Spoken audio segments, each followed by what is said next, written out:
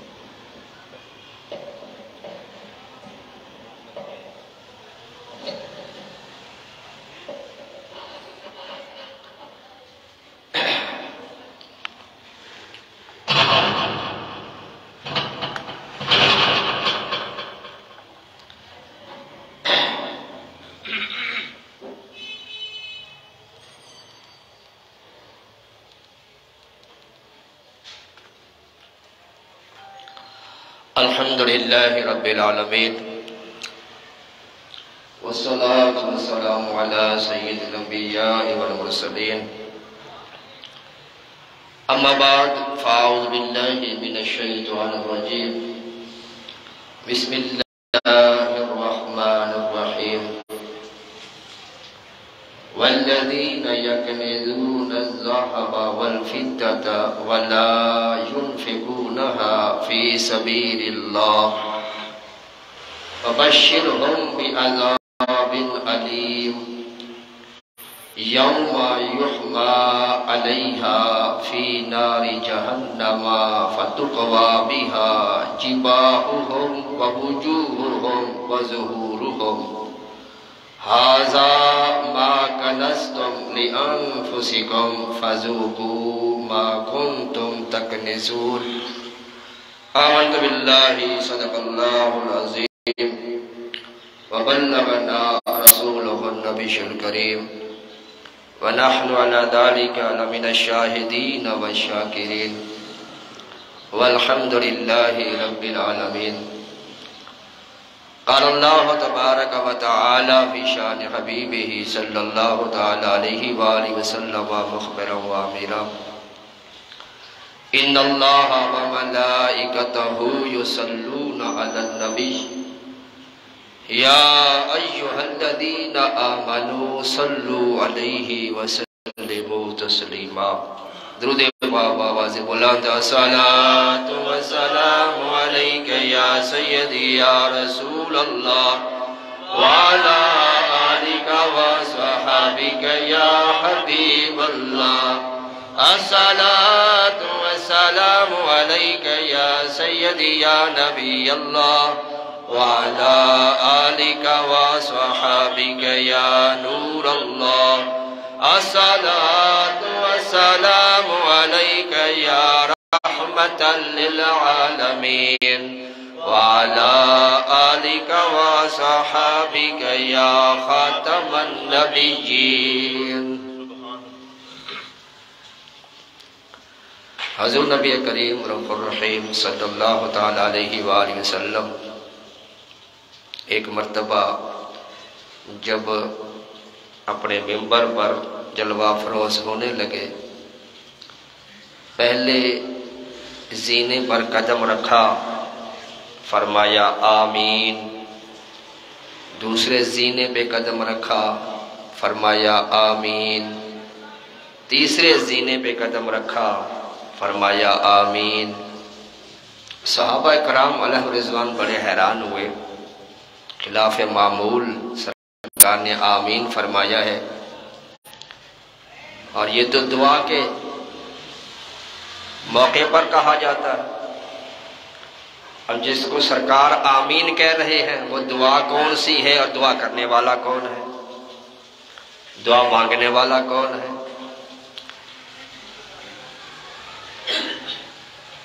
جمعہ کی نماز کے بعد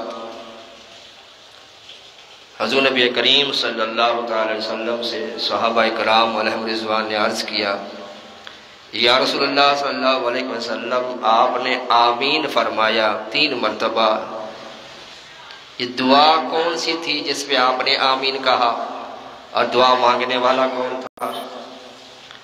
فرمایا جب میں نے پہلے زینے پہ قدم رکھا تو جبرائیل امین علیہ السلام حاضر ہوئے اور دعا کی کہ یا اللہ وہ شخص تباہ و برباد ہو جائے کہ جس کے ماں باپ ہوں اور وہ ان کی خدمت کر کے جنت حاصل نہ کر سکے۔ میں نے کہا آمین۔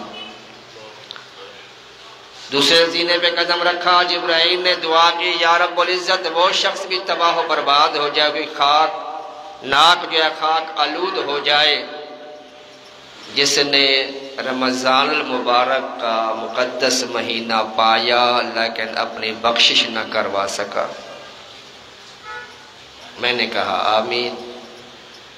اور پھر جب تیسرے زینے پہ قدم رکھا، جبرائیل امین علیہ السلام نے اللہ سے یہ دعا مانگی کہ یا اللہ عز و جل وہ شخص بھی تباہ و برباد ہو جائے، اس کی ناک خاک آلود ہو جائے جس کے سامنے حضور نبی کریم صلی اللہ تعالی علیہ وآلہ وسلم کا نام اقدس لیا جائے اور وہ درود نہ پڑھے۔ میں نے کہا آمین۔ اب اس حدیث پاک سے بہت سے اسباق ہمیں حاصل ہوتے ہیں، ہمیں اس سے درس حاصل کرنا چاہیے۔ ماں باپ کی خدمت کر کے جنت حاصل کرنے کی کوشش کرنی چاہیے۔ میرے آقا صلی اللہ تعالی علیہ وآلہ وسلم ارشاد فرماتے ہیں ہما جنتوں کا و نارو کا، یہ ماں باپ تیرے لیے جنت بھی ہیں، تیرے لیے دوزخ بھی ہیں، جہنم بھی ہے۔ یعنی اگر تم ماں باپ کی خدمت کرو گے، حسن سلوک کا معاملہ کرو گے تو یہ ماں باپ تمہارے لیے جنت ہے، اور جن کے بارے میرے آقا نے فرمایا کہ جنت ماں کے قدموں تلے ہے، اور فرمایا جس کا باپ راضی اس سے اس کا رب راضی ہوتا ہے، جس کا باپ ناراض ہو اس سے رب بھی ناراض ہوتا ہے۔ ہما جنتوں کا ہما نارو کا۔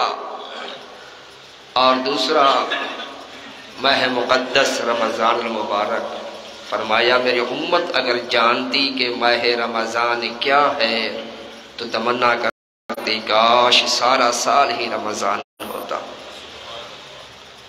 فرمایا جو ماہ رمضان کا مہینہ پائے جس میں اجر و ثواب بڑھا دیا جاتا ہے، اس موسم میں بھی اس سیزن میں بھی وہ کمائی نہ کرے، اپنی آخرت بہتر نہ کرے، نیکیاں نہ کرے، نیک اعمال نہ کرے، اللہ کی رضا نہ پا سکے، فرمایا وہ بھی شخص نقصان میں ہے، خسارے میں ہے۔ اور تیسرا جس کے سامنے حضور نبی کریم صلی اللہ علیہ وسلم کا نام آئے اور درود نہ پڑھے، محبوب کا نام آئے اور عاشق کو خوشی نہ ہو، محب کو خوشی نہ ہو، یہ کیسے ہو سکتا ہے؟ میرے آقا صلی اللہ تعالی علیہ وآلہ وسلم فرماتے ہیں بندہ جس سے محبت کرتا ہے اس کا ذکر بھی کثرت کے ساتھ کرتا ہے، اور بندہ خود دیکھ لے کہ وہ اپنے محبوب سے کتنی محبت کرتا ہے، وہ اپنے آپ پر نظر ڈالے کہ میں سرکار سے کتنا پیار کرتا ہوں، اس کی نشانی کیا ہے کہ وہ بندہ خود سوچے کہ میں سرکار کو یاد کتنا کرتا ہوں، میں سرکار کی بارگاہ میں درود و سلام کے نذرانے کتنے پیش کرتا ہوں، میں سرکار کے نقش قدم پہ چلنے کی کتنی کوشش کرتا ہوں۔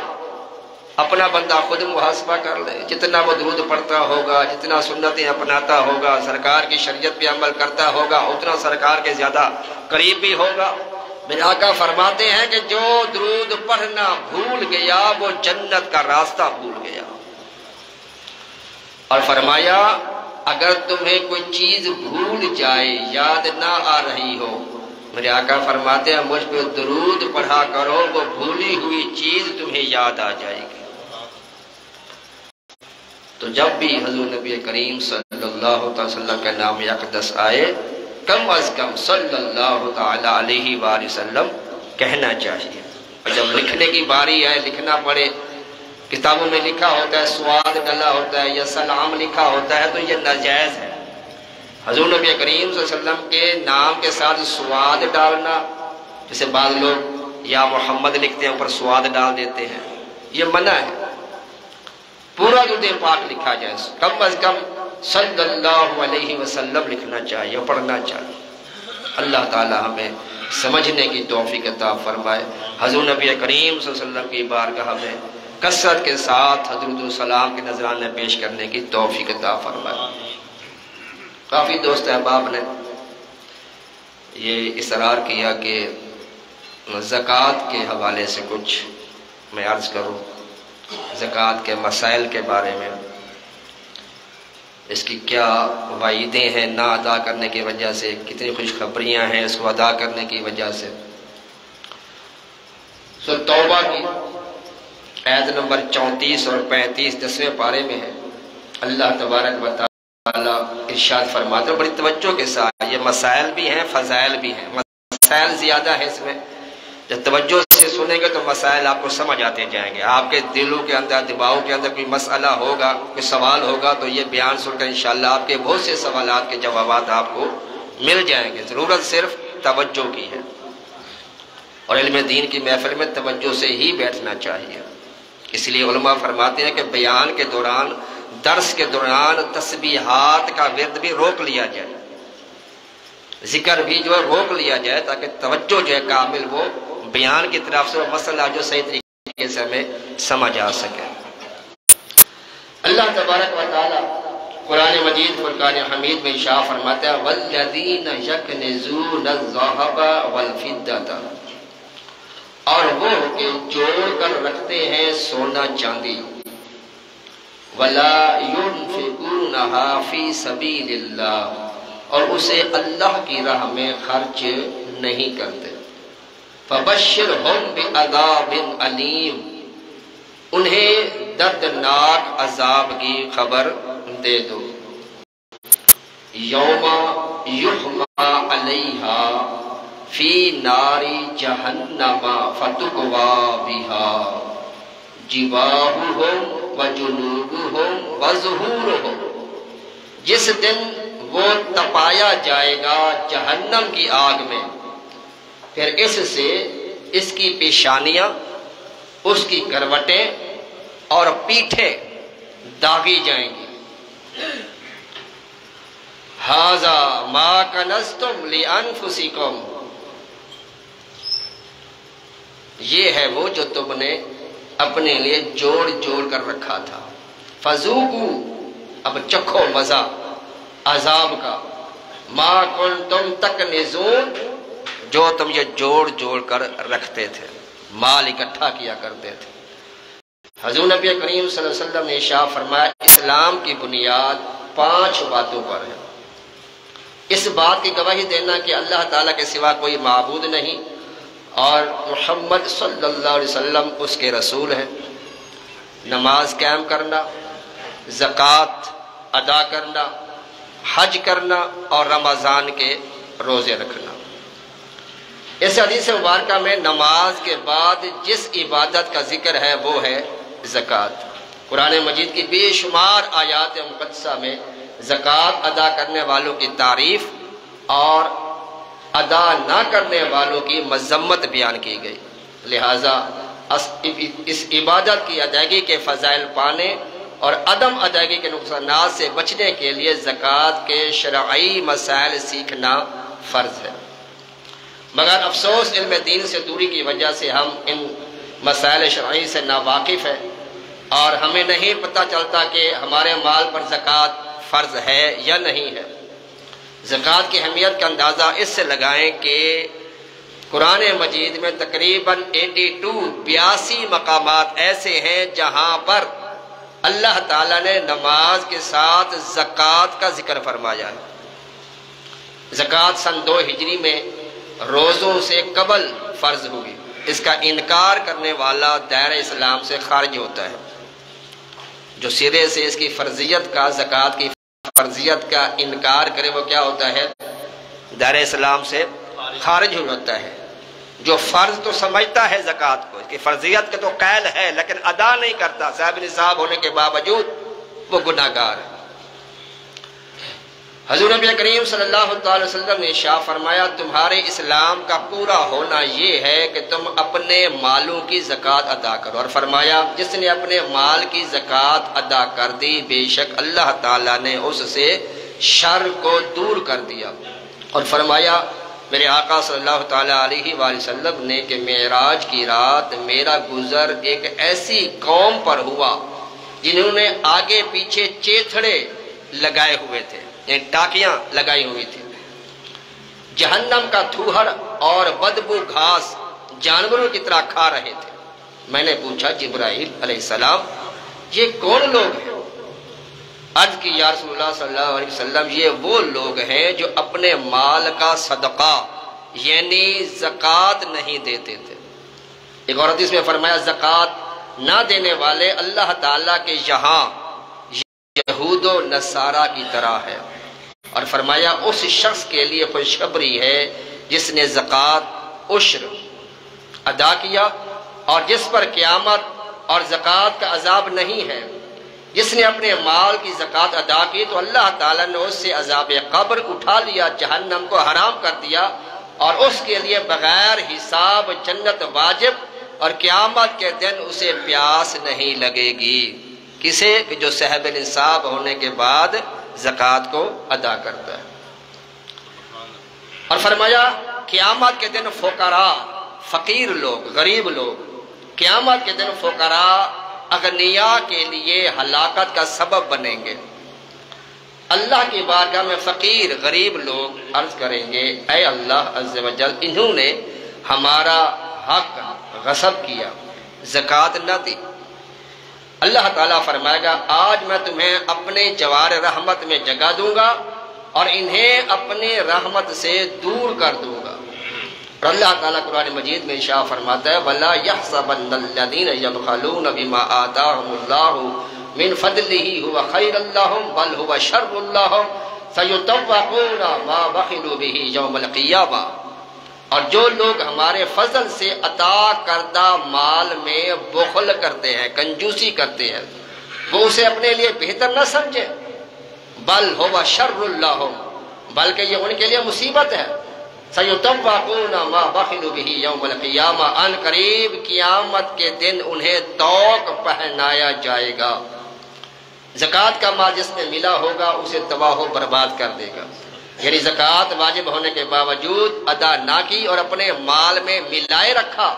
اور فرمایا جب لوگ زکوٰۃ کی ادائیگی چھوڑ دیتے ہیں اللہ تعالیٰ ان سے بارش روک دیتا ہے۔ اگر زمین پر چوپائے موجود نہ ہوتے تو آسمان سے پانی کا ایک قطرہ بھی نہ گرتا۔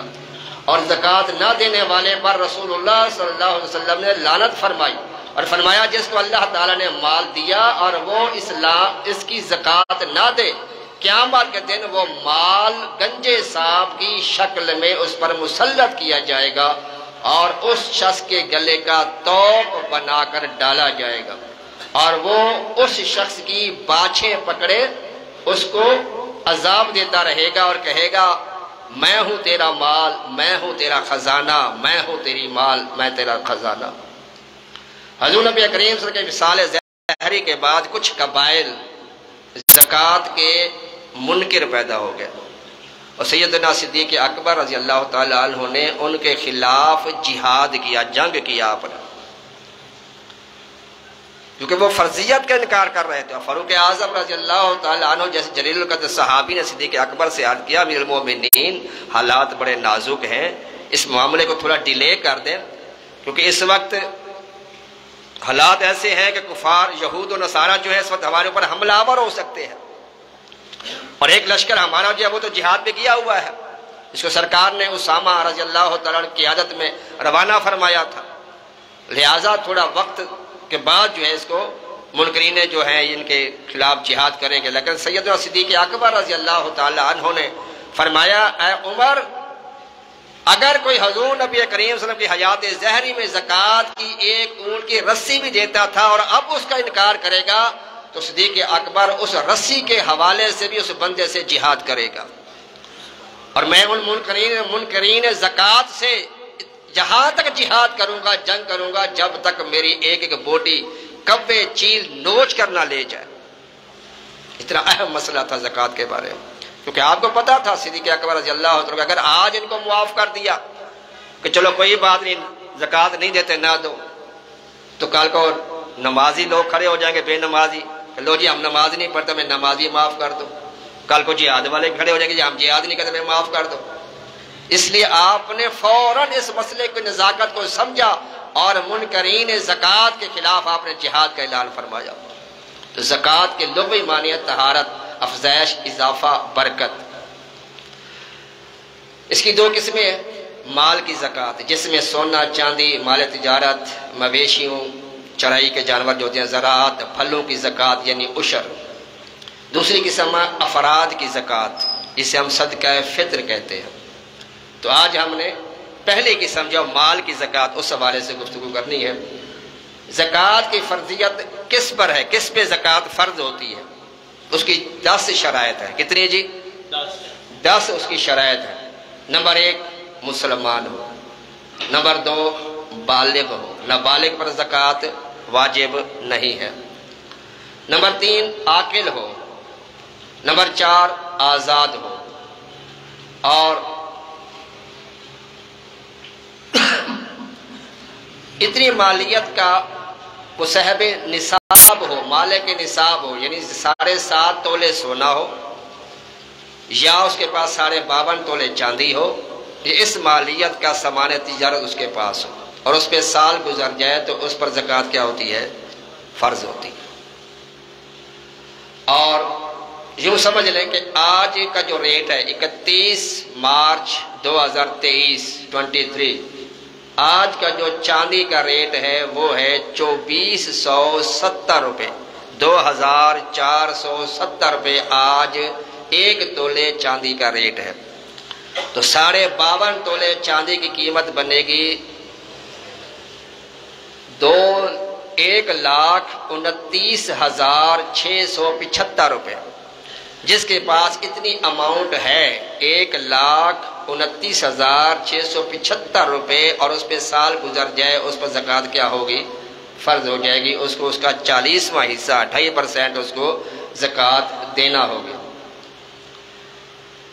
5واں یہ کہ اس کے پاس مال تجارت ہو، اتنی مالیت کا حاجات اصلیہ یعنی ضروریات زندگی سے زائد سامان ہو، جو زندگی میں ضروریات ہوتی ہیں اس کے علاوہ اس کے سامان جب وہ اس میں شامل کیے جائے۔ ضروریات زندگی کیا ہے؟ رہنے کا گھر، پہننے کے کپڑے، سواری، علم دین کی کتابیں، پیشے کے لحاظ سے اوزار وغیرہ، ٹیلی فون، کمپیوٹر، موبائل، یہ حاجات اصلیہ ہیں۔ اس کے علاوہ کی جو ہے قیمت وہ لگائی جائے گی۔ اور یہ بھی یاد رکھیں جس کا کل مال حرام ہو اس پر زکوٰۃ فرض نہیں، یہ بھی حرام مال ہے۔ دوسرا وہ مال ہوتا ہے جو کسی عقد فاسد کی وجہ سے مال کمایا جائے، جیسے ایسا کام کرنا جس کو کرنا جائز نہیں۔ موٹی سی مثال، داڑھی منڈانا جائز نہیں ہے، داڑھی کٹوانا جائز نہیں ہے، ایک مٹھی رکھنا کیا ہے؟ یہ واجب ہے۔ تو یہ داڑھی مونڈنے کی جو کمائی ہے یہ جائز نہیں ہے۔ اگر یہ سارا اس کے پاس مال ہے تو اس پہ زکوٰۃ نہیں ہے، کیونکہ یہ اس مال کا مالک ہی نہیں ہے شرعی طور پر۔ تو یہ مال 2 طرح کے ہوتے ہیں جو حرمت میں آتے ہیں۔ تیسرا اور چھٹی شرط یہ ہے کہ مال نامی یعنی بڑھنے والا مال، یہ بڑھنا تجارت سے ہو یا افزائش نسل کے لیے، جانوروں کو جنگل یا چھوڑ دینے سے، یا مال خلقی ہو یعنی پیدائشی طور پر نامی ہو جیسے سونا یا چاندی۔ 7ویں شرط ہے نصاب اس کے قبضے میں ہو، یعنی وہ مال اس کے پاس بھی ہو تب اس پر زکوٰۃ جو ہے وہ فرض ہوگی۔ 8واں نصاب اس کی حاجات اصلیہ سے زائد ہو، نواں ہے نصاب دین سے فارغ ہو، یعنی قرضہ اس کے اوپر ہے تو قرضہ ادا کرنے کے بعد جو رقم بچے گی اس پہ اس کو زکوٰۃ دیکھنا ہوگی کہ یہ اتنی مالیت اتنے پیسے بنتے ہیں، یعنی 52.5 تولے چاندی کے برابر قیمت بنتی ہے، یعنی آج کی 1,29,675 روپے بنتے ہیں، سال گزر گیا تو اس پر زکوٰۃ کیا ہوگی؟ فرض ہوگی۔ قرضہ دینے کے بعد یہ بھی یاد رکھیں کہ جو قرض زکوٰۃ لازم ہونے کے بعد لیا وہ اس میں سے نہیں نکالا جائے گا۔ مثال کسی پہ زکوٰۃ فرض ہو گئی ہے، اب اس نے قرضہ لیا تو اب یہ قرضہ اس زکوٰۃ کے مال میں سے نہیں نکالا جائے گا، ٹھیک ہے جی۔ 10ویں شرط یہ ہے کہ اس نصاب پر 1 سال مکمل اسلامی سال جو ہے وہ گزر جائے۔ مثال کے طور پر عید میلاد النبی کے دن 12 بجے وہ صاحب نصاب ہوا، 52.5 تولے اس کے پاس سونا تھا، یہ 7.5 تولے سونا تھا، یا 52.5 تولے چاندی تھی، یا اتنی مالیات کا اس کے پاس سامان تجارت تھا، اس کے پاس رقم تھی، اور اگلے میلاد النبی پر اسی دن اسی وقت وہ رقم اس کے پاس موجود رہی، یا بیچ میں پورے سال کے بیچ میں کوئی رقم کم ہوتی رہی پھر ملتی رہی شامل ہوتی رہی، اب بھی وہ صاحب نصاب ہو گیا، اتنی رقم موجود ہے اس کی، تو اب یہ زکوٰۃ اس پر کیا ہو جائے گی؟ فرض ہو جائے گی۔ اسے زکوٰۃ کا 40واں حصہ مال کا جو وہ اللہ کی راہ میں دینا ہوگا۔ اسی طرح حضور نبی کریم صلی اللہ علیہ وسلم نے ارشاد فرمایا جب تمہارے پاس 200 درہم یعنی 52.5 تولے چاندی ہو جائے اور سال گزر جائے تو 5 درہم زکوٰۃ دے، اور اگر تمہارے پاس 20 دینار ہوں اور سال گزر جائے تو اس پر نصف دینار زکوٰۃ ہے۔ دینار جو ہوتا تھا یہ سونے کا سکہ ہوتا تھا، اور درہم جو ہوتا تھا یہ چاندی کا سکہ ہوتا تھا۔ اگر کسی کے پاس تھوڑا سا مال نصاب سے زائد ہو تو اگر یہ زائد نصاب کا 5واں حصہ بنتا ہے تو اس کی بھی زکوٰۃ دے گا، اگر 5ویں حصے خمس سے کم ہے تو وہ معاف ہے، اس پر زکوٰۃ نہیں۔ مثلا کسی کے پاس 8 تولے سونا ہے اور زکوٰۃ کتنے پہ ہے؟ 7.5 تولے پہ، اس کے پاس کتنا ہے؟ 8 تولے، کتنا زیادہ ہے اس کے پاس؟ آدھا تولہ، تو یہ 7.5 تولے کی زکوٰۃ اسے دینا ہوگی۔ زائد جو آدھا تولہ ہے یہ 7.5 کا 5واں حصہ نہیں بنتا، آدھا تولہ جو ہے، لہٰذا اس آدھے تولے کی زکوٰۃ اس پہ واجب نہیں ہوگی، 7.5 تولے کی زکوٰۃ اس کو دینی ہوگی۔ اگر کسی کے پاس 9 تولے سونا ہو تو وہ اب 9 تولے مکمل کی زکوٰۃ دے گا، کیونکہ وہ 7.5 کے بعد 1.5 تولہ یہ 5واں حصہ بن جاتا ہے، لہٰذا اس وجہ سے اب 9 تولے سونے کی زکوٰۃ اس کو دینی ہوگی۔ اور یہ بھی یاد رکھیں کہ زکوٰۃ کے لیے نقد رقم کیش روپیہ پیسہ دینا ضروری نہیں ہے، بلکہ کوئی بھی چیز جو مارکیٹ ویلیو کے مطابق آپ کے پاس ہے، مثال کے طور پر کسی کے اوپر 10,000 زکوٰۃ بنتی ہے، اب ضروری نہیں کہ وہ 10,000 کسی کو زکوٰۃ میں دے دے، اس کے پاس قیمتی لباس پڑے ہوئے ہیں، مثال کے طور پر ایک سوٹ یا 2500 مارکیٹ ویلیو موجودہ وقت مطابق اس کی جو ہے 2500 روپے ہے، تو اگر وہ سوٹ کسی غریب کو دے دے گا تو اس کی 2500 کی زکوٰۃ جو وہ ادا ہو جائے گی۔ اسی طرح کسی کے پاس شربت کی بوتلیں پڑی ہوئی ہیں اور وہ مارکیٹ کا ریٹ دیکھ لے کتنا بنتا ہے وہ شربت کا، یا برتن پڑے ہوئے ہیں یا کوئی اور چیز پڑی ہوئی ہے، اور مارکیٹ کے ریٹ سے اس کا ریٹ لگا کے اتنا وہ دے دے کسی غریب کو، تو اتنی مالیت مارکیٹ ویلیو کے مطابق وہ ادا کرے گا تو زکوٰۃ اتنی اس کی ادا ہو جائے گی۔ تو مارکیٹ کا جو ریٹ ہے وہ اس کے سامنے رکھا جائے گا۔ اگر سونے کی زکوٰۃ سونے میں دینا چاہتے ہیں اور چاندی کی زکوٰۃ چاندی میں دینا چاہتے ہیں تو 7.5 تولے سونا اس کی زکوٰۃ ہے، 7.5 تولے سونا یہ 87.48 گرام، یہ 7.5 تولے سونا بنتا ہے، تو اس کی زکوٰۃ کتنی بنے گی؟ 2 گرام اور 187 ملی گرام سونا۔ اگر آپ سونے کی زکوٰۃ سونے میں دینا چاہتے ہیں تو 2 گرام اور 187 ملی گرام دینا ہوگا۔ اسی طرح چاندی کی زکوٰۃ چاندی میں دینا چاہتے ہیں تو 52.5 تولے چاندی جو ہے یہ 612.36 گرام ہے، اور اس کی زکوٰۃ بنے گی 15 گرام 309 ملی گرام، یہ آپ زکوٰۃ دیں گے تو وہ ادا ہو جائے گی۔ اگر آپ رقم میں دینا چاہتے ہیں تو پھر جتنی آپ کی اماؤنٹ بنے گی، یعنی قرضے نکال کر اور آپ نے جو اس میں سے کمیٹیاں اگر آپ نے پہلے تو ساری جو آپ کی آمدنی ہے اس کو اکٹھا کریں، جو سونا ہے اگر صرف آپ کے پاس سونا ہے چاندی نہیں ہے صرف سونا ہے تو 7.5 تولے سے زیادہ ہے، 7.5 تولے سے کم ہے تو آپ پہ زکوٰۃ نہیں ہوگی۔ اگر آپ کے پاس سونا بھی ہے، 3 تولے سونا ہے اور 52.5 تولے چاندی بھی ہے، تو اب یہ سونا بھی اس کے اندر کاؤنٹ ہوگا۔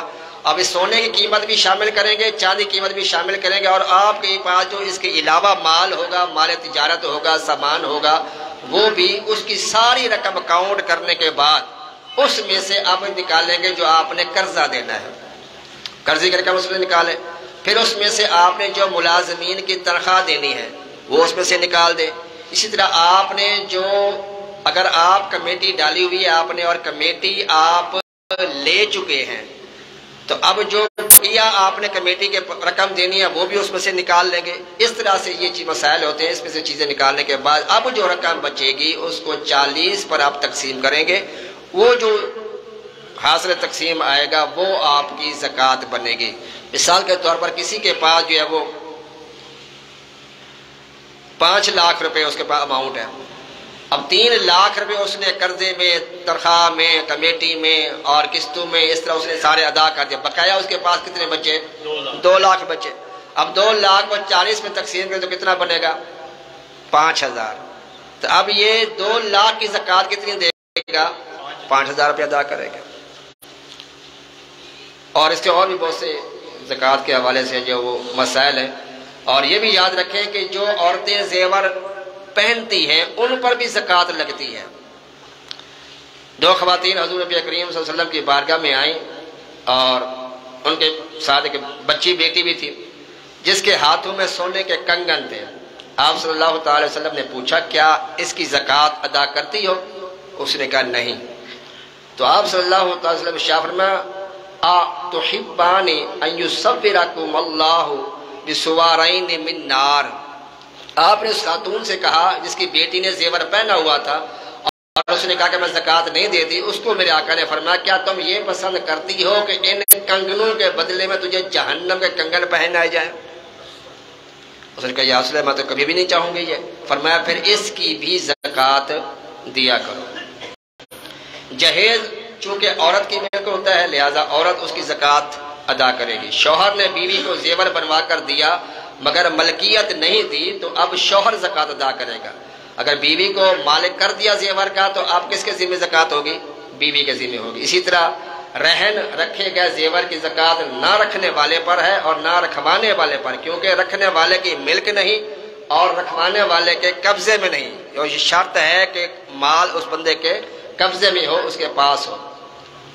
مال تجارت کی زکوٰۃ اس طرح اگر مال بیچنے کی نیت سے خریدا تو اس پر زکوٰۃ ہے۔ مثلا اگر زید نے موٹر سائیکل اس نیت سے خریدی کہ اسے نفع لے کر بیچوں گا تو یہ مال تجارت ہے۔ اگر استعمال کے لیے خریدی مگر پھر استعمال کے بعد بیچنے کی نیت کر لی تو اب یہ مال تجارت نہ ہوگا، کیونکہ پہلے نیت کچھ اور تھی اب نیت کچھ اور ہے، لہذا پھر بھی اس میں زکوٰۃ جو ہے وہ نہیں لی۔ اسی طرح کسی نے کار وغیرہ تجارت کی نیت سے خریدی مگر جب دیکھا یہ کار اپنے استعمال کے لیے بہتر ہے تو اسے بیچنے کا ارادہ ترک کر دیا، یعنی جو پہلی نیت کی تھی اب وہ ختم ہوگی، اپنے استعمال کی نیت اس نے کر لی۔ کچھ دنوں کے بعد پھر رقم کی ضرورت پیش آئی تو کار بیچنے کی نیت کر لی مگر سال بھر نہ بک سکی تو پھر بھی اس پر زکوٰۃ نہیں ہوگی۔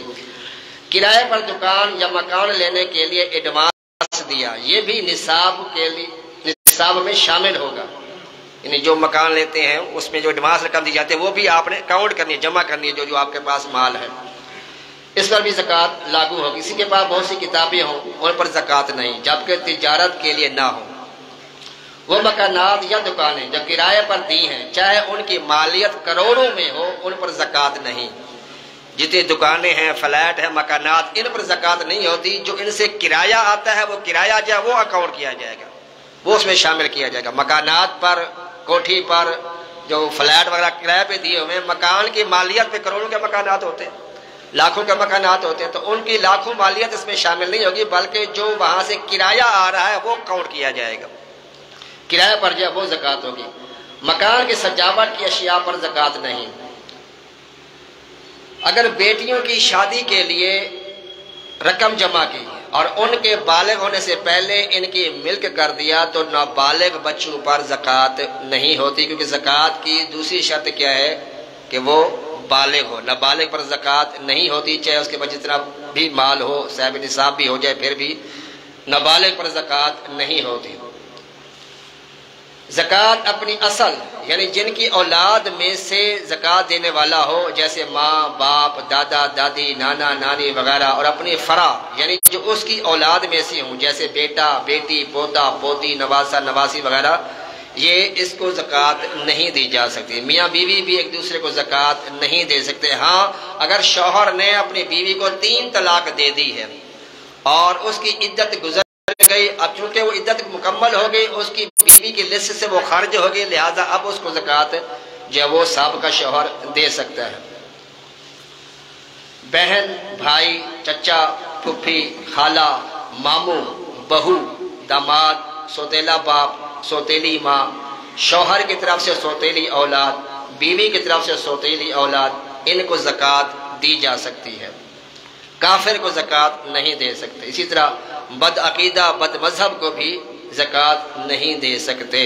میرے آقا فرماتا ہے من وقر صاحب بدعت، جس نے کسی بدعتی کی تعظیم کی، اس کو اکرام دیا، بد عقیدہ کی تعظیم توقیر کرنا یہ بھی منع ہے، ناجائز ہے۔ من وقر صاحب بدعتی فقد اعنا حدم الاسلام، جس نے کسی بد عقیدہ کی تعظیم کی وہ ایسے ہے جیسے اس نے اپنا اسلام اپنے پیٹھ کے پیچھے پھینک دیا۔ تو بد عقیدہ بد مذہب کی کوئی تعظیم نہیں ہوتی، چاہے جتنے بڑے سے بڑا بھی وہ عالم کہلاتا ہو۔ تو کافر کو زکوٰۃ نہیں دے سکتے، بد مذہب کو بھی زکوٰۃ نہیں دے سکتے۔ زکوٰۃ ادا کرتے وقت زکوٰۃ کا لفظ بولنا ضروری نہیں ہے۔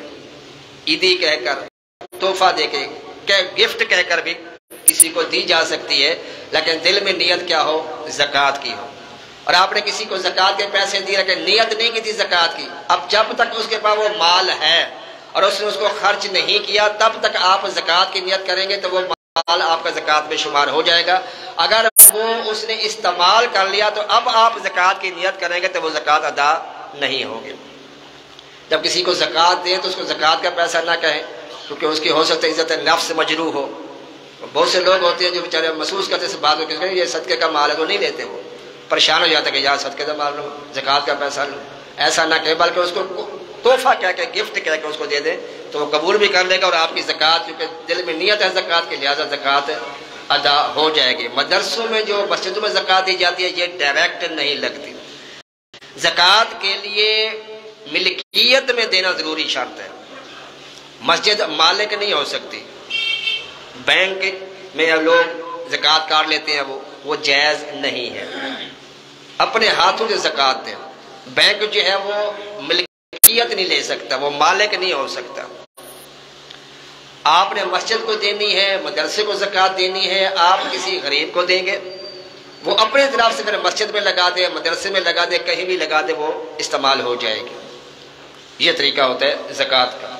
اور جب بھی زکوٰۃ کسی مدرسے وغیرہ میں دیں تو آپ محتمم جو بڑا سربراہ ہوتا ہے اس کو بتا دیں کہ یہ زکوٰۃ کا پیسہ ہے، تاکہ وہ اس حساب سے وہ اس کو خرچ کر سکے۔ اسی طرح زکوٰۃ کا کسی کو مالک کرنا ضروری ہے۔ عیدی، تحفہ، نذرانہ کہہ کر دی جائے تو بہتر ہے۔ امام مسجد اگر شرعی فقیر ہو یعنی صاحب نصاب نہ ہو تو اس کو زکوٰۃ دینا جاہل فقیر کو دینے سے افضل ہے، مگر عالم دین کو دیتے وقت اس کی عزت نفس کا خیال رکھا جائے۔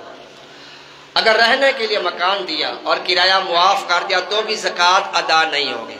مثال کے طور پر کسی نے 10,000 زکوٰۃ دینی ہے، اب اس کا کرایہ دار غریب ہے، مستحق بھی ہے، اب آپ اس کو کہیں یار تمہیں کرایہ نہ دے تو مجھے معاف کیا، تو یہ زکوٰۃ ادا نہیں ہوگی۔ آپ اس طرح کریں کہ اس سے آپ 10,000 جو آپ اس کو زکوٰۃ دینا چاہتے ہیں آپ اس کو 10,000 دے دیں اور وہ آپ کو جو ہے 10,000 کرایہ دے دیں، پھر آپ اس کو لوٹا دیں۔ یہ شرعی حیلہ ہے۔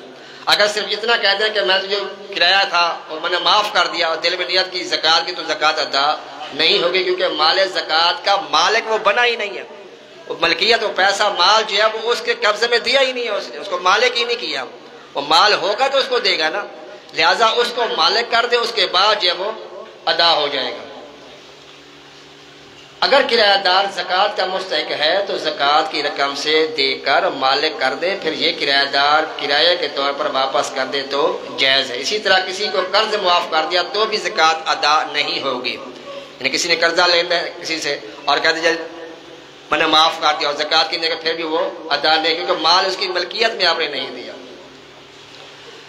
زکوٰۃ کی رقم سے یتیموں کو کپڑے بنوا کر بھی دیے جا سکتے ہیں، جبکہ انہیں اس کا مالک بنایا جائے۔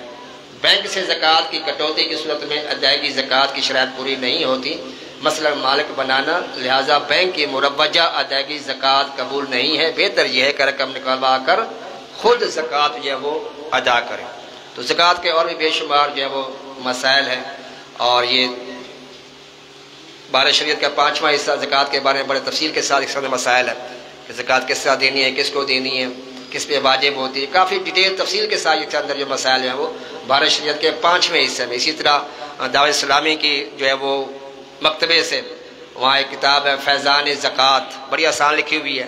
مزید آسانی کے لیے جو ہے وہ میرے امیر سنت کا ایک رسالہ ہے، 17 پیج ہے، 17 پیجز ہیں اس کے، اس کو بڑا توجہ سے پڑھیں گے تو بہت سے مسائل آپ کو سمجھ آ جائیں گے بڑے آسانی کے ساتھ۔ امیر سنت نے اس کا نام ہی یہی ہے کہ امیر اہل سنت سے زکوٰۃ کے بارے سوال جواب، امیر اہل سنت سے زکوٰۃ کے بارے سوال جواب، 17 صفحات کا یہ سوال جواب ہے، جس میں آپ کے بہت سے مسائل کے سوالوں کے جو جوابات آپ کو اس میں آسانی کے ساتھ سمجھنے والے جواب کو مل جائیں گے۔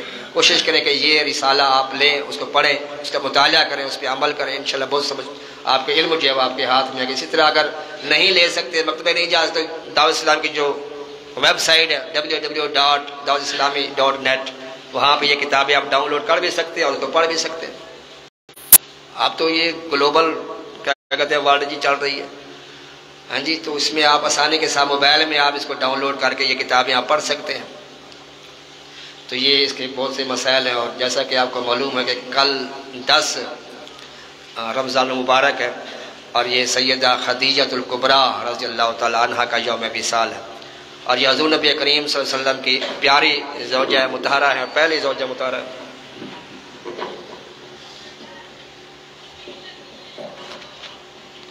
پچیس سال تک حضور نبی کریم صلی اللہ تعالی وسلم نے ان کے ساتھ گزارے۔ جب حضور نبی کریم صلی اللہ علیہ وسلم کا ان سے نکاح ہوا، پہلا نکاح تھا سرکار کا، آپ کی عمر 25 سال تھی اور ان کی عمر 40 سال تھی، اور یہ 2 مرتبہ بیوہ ہو چکی تھی، سیدہ خدیجہ رضی اللہ تعالیٰ عنہ۔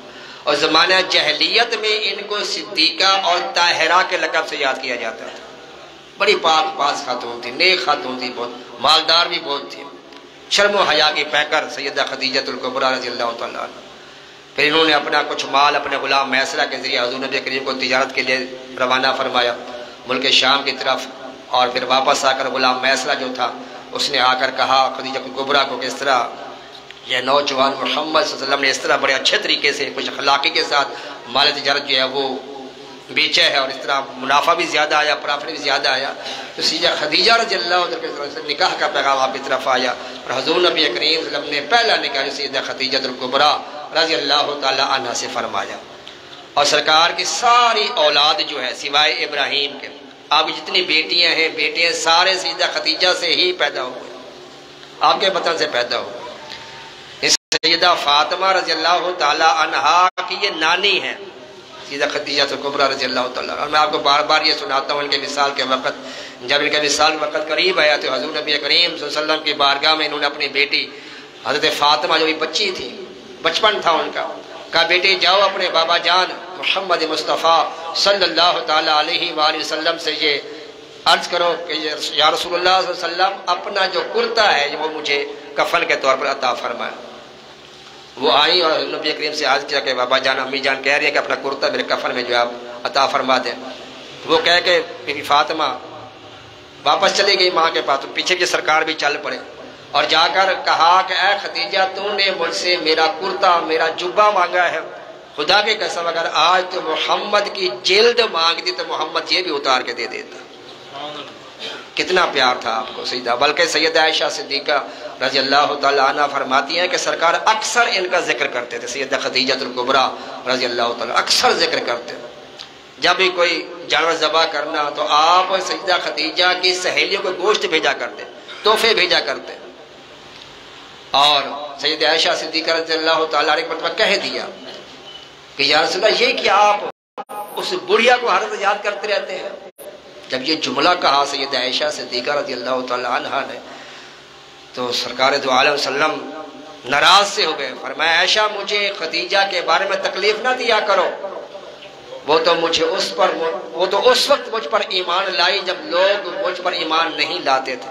اس نے اپنا سارا مال میرے اوپر قربان کر دیا، اس نے تن من دھن سب کچھ میرے اوپر قربان کر. جب سرکار پر پہلی وحی نازل ہوئی اقرا بسم ربک الذی خلق، اس آیت پہ بھی بات بدبختوں نے ترجمہ غلط کر دیا. جب پہلی وحی سرکار پہ نازل ہوئی تو جبرائیل امین علیہ السلام آئے اور کہا اقرا، تو میرے آقا نے فرمایا ما انا بقارئن، ما انا بقارئن. اب ترجمہ کیا کرتے ہیں؟ کہتے ہیں کہ محمد صلی اللہ علیہ وسلم نے یہ کہا کہ مجھے پڑھنا نہیں آتا. معاذ اللہ، استغفر اللہ. کس کو کہہ رہے ہیں؟ جس امی لقبی مصطفیٰ ہے، اس کو رب نے پڑھایا ہے، اس کے بارے میں ترجمہ لکھ رہے ہیں کہ محمد نے کہا صلی اللہ علیہ وسلم نے کہ میں پڑھنا نہیں جانتا، مجھے پڑھنا نہیں آتا. اور نہ سمجھو بدبختو، اگر بچے کو کوئی لفظ کو بیٹا یہ کہو تم، تو بچہ تم نہیں کہہ سکے گا. بچہ بھی کہہ لے گا، اس کو بیٹا کہو تم، تو بچہ کہے گا تم. سننے کے بعد تم آسانی سے کہہ سکتا ہے، تم یہ کیسے کہتے ہو؟ رسول نے کہا مجھے پڑھنا نہیں آتا. تو جبرائیل نے کہا اقرا، آپ نے فرمایا ما انا بقارئن. اس کا ترجمہ یہ نہیں ہے کہ مجھے پڑھنا نہیں آتا، اس کا ترجمہ یہ ہے کہ میں پڑھنے والا نہیں، میں تو پڑھانے والا ہوں. ما انا بقارئن، میں پڑھنے والا نہیں، میں پڑھنے والا نہیں، پڑھانے والا ہوں. دوسرا ترجمہ یہ ہے کہ ما انا بقارئن، جب تک میرے رب کا نام نہیں آئے گا میں کیسے پڑھوں. حضور خود فرماتے ہیں جب بھی نیک کام شروع کرو تو کیا پڑھو؟ بسم اللہ الرحمن الرحیم. 76,000 نیکیاں ملتی ہیں جو کہ دفعہ پڑھتا ہے. 76,000 پڑھ لیں آپ بھی. بسم اللہ الرحمن الرحیم. ہمیں تو آقا نے یہ فرمایا کہ بسم اللہ سے آغاز کرو، اور جبرائیل کہہ رہا اقرا، پڑھیے. میرے آقا کیسے پڑھتے جب تک رب کا نام نہ آتا؟ اللہ تو جانتا تھا نا. فرمایا جبرائیل میرا نام لے خود پڑھے گا محبوب. تو پھر انہوں نے کہا اقرا بسم ربک الذی خلق. پھر میرے آقا نے پڑھا اقرا بسم ربک الذی خلق. اپنے رب کے نام سے میں پڑھتا ہوں. اس لیے ہمیں بھی حکم دیا کہ جب بھی ذی شان کام شروع کرو تو پہلے کیا پڑھو؟ بسم اللہ الرحمن الرحیم، کہ اللہ کے نام سے شروع کرتا ہوں. تو آپ نے وہی نازل ہوئی، سرکار تشریف لے گئے اور پہلی مرتبہ جبرائیل امین کو اصلی شکل میں دیکھا تھا. میرے آقا فرماتے ہیں اس کے 600 پر ہیں، اور ایک پر مشرق میں ہے تو ایک پر مغرب میں ہے. پاؤں زمین پہ ہے تو سارا آسمان کو چھوتا ہے. 600 پر کا کیا عالم ہوگا. بہرحال میرے آقا گھر تشریف لائے. سیدہ خدیجہ رضی اللہ تعالی عنہا نے جب آپ کو دیکھا تو آپ نے فرمایا زملونی زملونی، مجھے کمبل اڑھا دو، کمبل اڑھا دو. اور پھر سارا واقعہ بیان فرمایا. اور پھر ایک موقع پر حضور نبی کریم صلی اللہ علیہ وسلم سیدہ خدیجہ، اللہ اکبر کبیرہ، تو سیدہ خدیجہ رضی اللہ تعالیٰ کی بڑی شان ہے، ان کا بڑا مقام ہے. کل 10 رمضان مبارک ہے، ان کا یوم وصال ہے. خوشی فرمائے ان کے اصال ثواب سے، ان سے نسبت مزید پختہ کرنے کے لیے اصال ثواب کا اہتمام کریں.